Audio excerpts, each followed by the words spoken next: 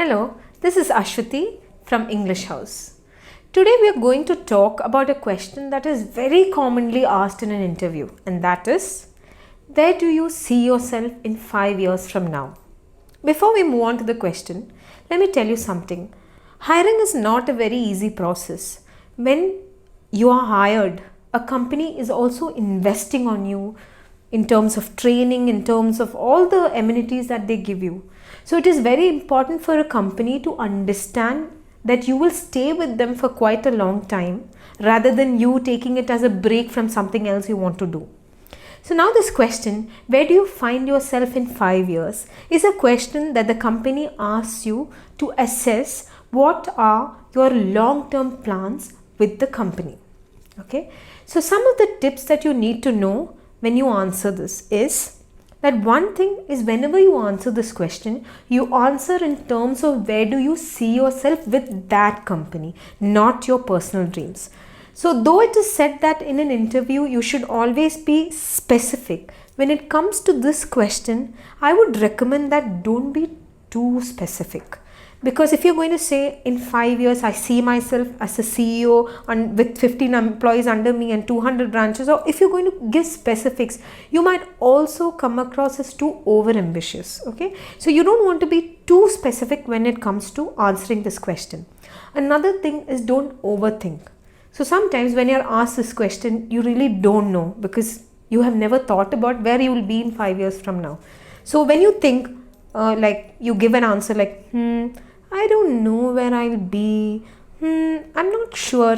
Those kind of responses tell the interviewer that you are not very focused in life. Which company likes to hire an unfocused person? So do not overthink when you are actually giving this answer, which means that you also prepare this question before you go for an interview.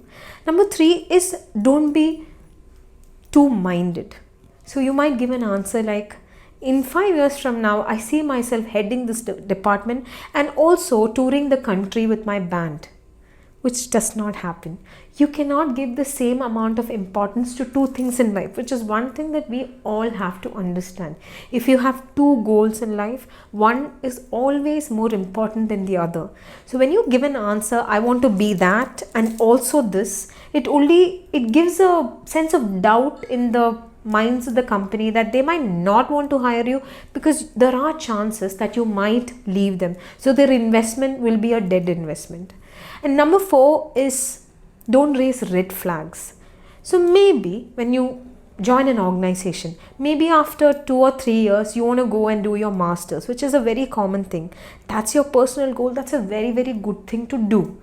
But you don't really have to tell that to your employer, because when you tell them that in 5 years I see myself pursuing a master's in one of the top colleges, which is very impressive definitely for any person to hear, but not for an employer, which again means that all the money that they are going to invest on you is coming to a waste.